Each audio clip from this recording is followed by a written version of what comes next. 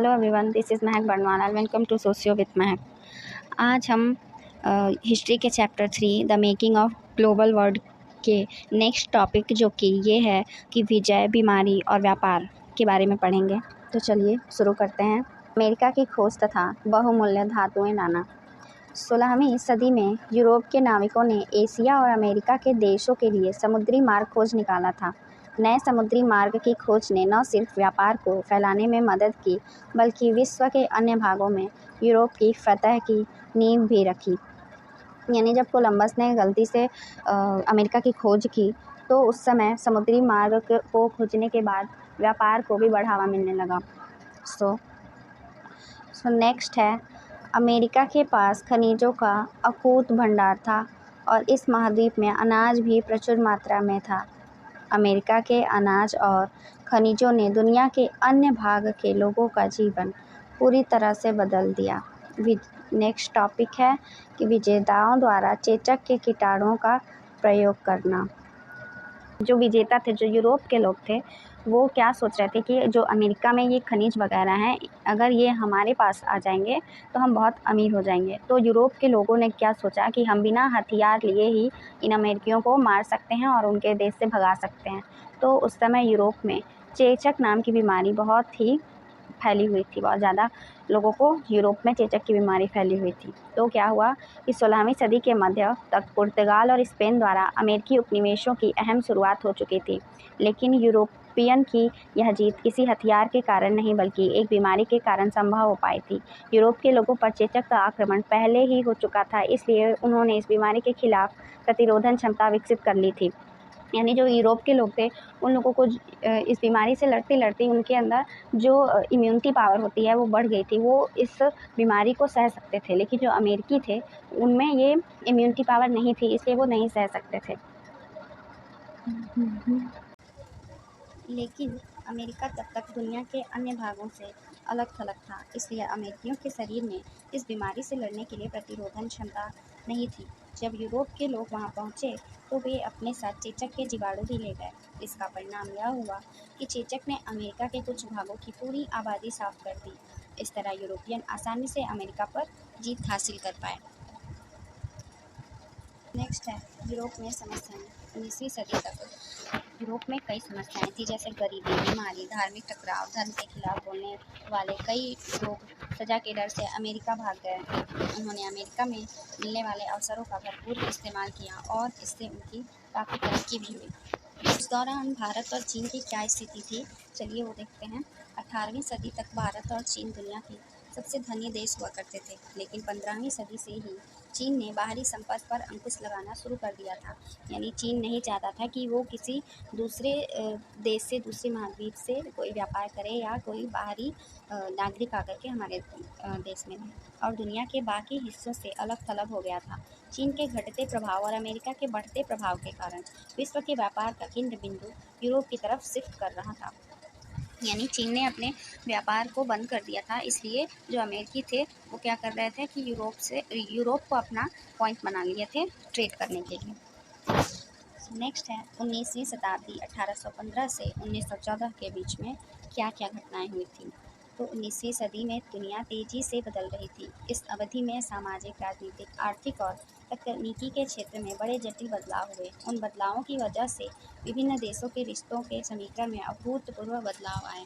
अर्थशास्त्री मानते हैं कि आर्थिक आदान प्रदान 3 प्रकार के होते हैं। तो किसी भी देश के लिए जो आर्थिक आदान प्रदान होते हैं, उसके लिए 3 चीज़ें सबसे ज़्यादा ज़रूरत होती हैं। फर्स्ट है कि व्यापार ही एक ऐसी चीज़ है जिसके मुख्य रूप वस्तुओं जैसे कपड़ा और गेहूं का व्यापार के माध्यम से ही एक देश दूसरे देश से जुड़ता है। सेकंड है श्रम का प्रवाह, काम या रोजगार की तलाश में लोगों का यहाँ से वहाँ जाना। यानी एक देश के लोग अगर दूसरे देश में श्रम करने के लिए जाते हैं, तो एक देश की संस्कृति दूसरे देश में चली जाती है, तो इससे संस्कृति का भी आदान प्रदान होता है। थर्ड है पूंजी का प्रवाह, अल्प या दीर्घ अवधि के लिए दूर दराज के इलाकों में निवेश। यानी व्यापार करने के लिए लोग पूंजी का प्रवाह भी करते हैं, ताकि विश्व की अर्थव्यवस्था का धीरे धीरे उदय हो रहा था। तो अब हमें इसके बारे में ही पढ़ना है, तो चलिए देखते हैं विश्व अर्थव्यवस्था का उदय। आइए इन तीनों को समझने के लिए ब्रिटेन की अर्थव्यवस्था पर नज़र डालें।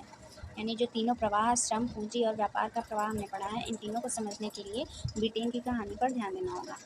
तो 18वीं सदी के आखिरी दशक तक ब्रिटेन में कॉर्न लॉ था। कॉर्न लॉ यानी जो मक्का होता है उसको बेचा और ख़रीदा जाता था। तो उस समय उस पर कॉर्न पर खरीद बेच पर नियम लागू कर दिया था वहाँ के सरकार ने। कॉर्न लॉ क्या था? कॉर्न लॉ वह कानून जिसके सहारे सरकार ने मक्का के आयात पर पाबंदी लगा दी थी।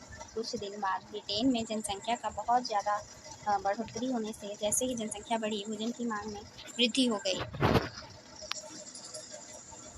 भोजन की मांग बढ़ी तो कृषि आधारित सामानों में भी वृद्धि हो गई। इससे पहले कि ब्रिटेन में भुखमरी आती, सरकार ने कॉर्न लॉ को समाप्त कर दिया, जिससे अलग अलग देश के व्यापारियों ने ब्रिटेन में भोजन का निर्यात किया। भोजन की कमी में बदलाव आया और विकास होने लगा। तो वहाँ की सरकार ने क्या किया कि कॉर्न लॉ को समाप्त कर दिया। अब क्या था कि कॉर्न लॉ के समय में क्या क्या हुआ? एक तो भोजन की मांग बढ़ी, फिर जनसंख्या भी बढ़ी, भोजन के दाम भी बढ़ गए। फिर क्या हुआ कि व्यापार में वृद्धि हुई, विकास भी तेज गति से होने लगी, भोजन का और अधिक भंडार हो गया। नेक्स्ट है कि तकनीकी का योगदान। इस दौरान विश्व की अर्थव्यवस्था के भूमंडलीकरण में टेक्नोलॉजी ने एक अहम भूमिका निभाई। इस युग के कुछ मुख्य तकनीकी खोज हैं रेलवे, स्टीमशिप और टेलीग्राफ। यानी इस कॉर्न लॉ के दौरान टेक्नोलॉजी ने भी अपनी बहुत अहम भूमिका निभाई थी ब्रिटेन के अंदर, जैसे कि रेलवे, स्टीमशिप हो गया, टेलीग्राफ हो गया, जिसके मदद से एक देश से दूसरे देश में व्यापार आसानी से किया जाने लगा। रेलवे ने बंदरगाहों और आंतरिक भूभागों को आपस में जोड़ दिया। स्टीमशिप के कारण माल को भारी मात्रा में अटलांटिक के पार ले जाना आसान हो गया। टेलीग्राफ की मदद से संचार व्यवस्था में तेजी आई और इससे आर्थिक लेन देन बेहतर रूप से होने लगे। So the next topic is rinderpest या मवेशी प्लेग। रिंडरपेस्ट किसको कहते हैं, चलिए देखते हैं। रिंडरपेस्ट प्लेग की भांति फैलने वाली मवेशियों की बीमारी थी। मवेशी मतलब जो पशु वगैरह होते हैं, पाले जाते हैं जो पशु, उनमें एक प्लेग जैसी बीमारी फैली हुई थी। यह बीमारी 1890 ईस्वी के दशक में अफ्रीका में बड़ी तेज़ी से फैली। रिंडरपेस्ट का जो प्रकोप था वो क्या था कि रिंडरपेस्ट का अफ्रीका में आगमन 1880 के दशक के आखिर में हुआ था। यह बीमारी उन घोड़ों के साथ आई थी जो ब्रिटिश एशिया से लाए गए थे। ऐसा उन इटालियन सैनिकों की मदद के लिए किया गया था जो पूर्वी अफ्रीका में एरिट्रिया पर आक्रमण कर रहे थे। 92 आते आते यह बीमारी अफ्रीका के पश्चिमी तट तक पहुंच चुकी थी। इस दौरान रिंडरपेस्ट ने अफ्रीका के मवेशियों की आबादी का 90% हिस्सा साफ कर दिया था। यानी ये रिंडरपेस्ट जैसी जो बीमारी थी उसने अमेरिका की जो आबादी थी लगभग 90% तक लोगों को अपने लथा और 90% तक की आबादी जो थी इस भयंकर बीमारी से मर चुकी थी। अफ्रीकियों के लिए मवेशियों का नुकसान होने का मतलब था रोजी रोटी पर खतरा। अब उनके पास खानों और बागानों में मजदूरी करने के अलावा और कोई चारा नहीं था। इस तरह से मवेशियों की एक बीमारी ने यूरोपियन को अफ्रीका में अपना उपनिवेश फैलाने में मदद की। अब है कि भारत से अनुबंधित श्रमिकों का जाना। बंधुआ मजदूर वैसे मजदूर जो किसी खास मालिक के लिए खास अवधि के लिए काम करने को प्रतिबद्ध होते हैं, बंधुआ मजदूर कहलाते हैं। आधुनिक बिहार, उत्तर प्रदेश, मध्य भारत और तमिलनाडु के सूखाग्रस्त इलाकों में कई गरीब लोग बंधुआ मजदूर बन गए। इन लोगों को मुख्य रूप से कैरेबियन आइलैंड, मॉरिशस और फिजी भेजा जाता था। कई को सिलोन और मलाया भी भेजा गया। भारत में कई बंधुआ मजदूरों को असम के चाय बागानों में भी काम पर लगाया गया। एजेंट अक्सर झूठे वादे करते थे और इन मजदूरों को ये भी पता नहीं होता था कि वे कहाँ जा रहे हैं। इन मजदूरों के लिए नई जगह पर बड़ी भयावह स्थिति हुआ करती थी। उनके पास कोई कानूनी अधिकार नहीं होते थे और उन्हें कठिन परिस्थितियों में काम करना पड़ता था। 1900 के दशक से भारत के राष्ट्रवादी लोग बंधुआ मजदूरों के सिस्टम का विरोध करने लगे थे। इस सिस्टम को 1921 में समाप्त कर दिया गया। अब है कि भारत में जो व्यापार और उपनिवेश और वैश्विक व्यवस्था थी उसका क्या प्रचलन था, ये देखते हैं। भारत से उम्दा कॉटन के कपड़े वर्षों से यूरोप निर्यात होते रहे थे। यानी भारत में जो कपास की खेती होती है उससे कॉटन के कपड़े बना करके यूरोप में भेजे जाते थे। लेकिन इंडस्ट्रियलाइजेशन के बाद स्थानीय उत्पादकों ने ब्रिटिश सरकार को भारत से आने वाले कॉटन के कपड़ों पर प्रतिबंध लगाने के लिए बाध्य किया। यानी जब आधुनिकीकरण लागू कर दिया गया था भारत में, तो क्या हुआ कि जो ब्रिटिश सरकार थी उसने बाद में आधुनिकीकरण होने के बाद क्या किया कि कॉटन के एक्सपोर्ट को बंद करवा दिया। फिर क्या था कि इससे ब्रिटेन में बने कपड़े भारत के बाज़ारों में भारी मात्रा में आने लगे। 1800 में भारत के निर्यात में 30% तक हिस्सा कॉटन के कपड़ों का था। 1815 ईस्वी में यह गिरकर 15% हो गया और 1870 आते आते यह 3% ही रह गया। लेकिन 1812 से 71 तक कच्चे कॉटन का निर्यात 5% से बढ़कर 35% हो गया। इस दौरान निर्यात किए गए सामानों में नील इंडिगो में तेजी से बढ़ोतरी हुई। भारत में सबसे ज़्यादा निर्यात होने वाला सामान था अफीम, जो मुख्य रूप से चीन जाता था।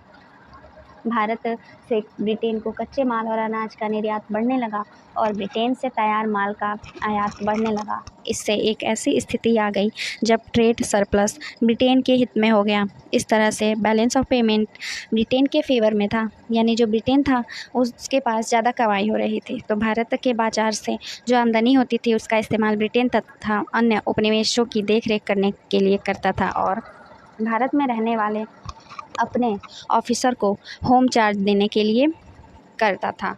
भारत के बाहरी कर्जे की भरपाई और रिटायर ब्रिटिश ऑफिसर जो भारत में थे उनका पेंशन का खर्चा भी होम चार्ज के अंदर ही आता था। सो इसके आगे का टॉपिक हम अगली नेक्स्ट वीडियो में देखेंगे। तब तक के लिए take care, good bye and please like, share and subscribe to my channel. Thank you.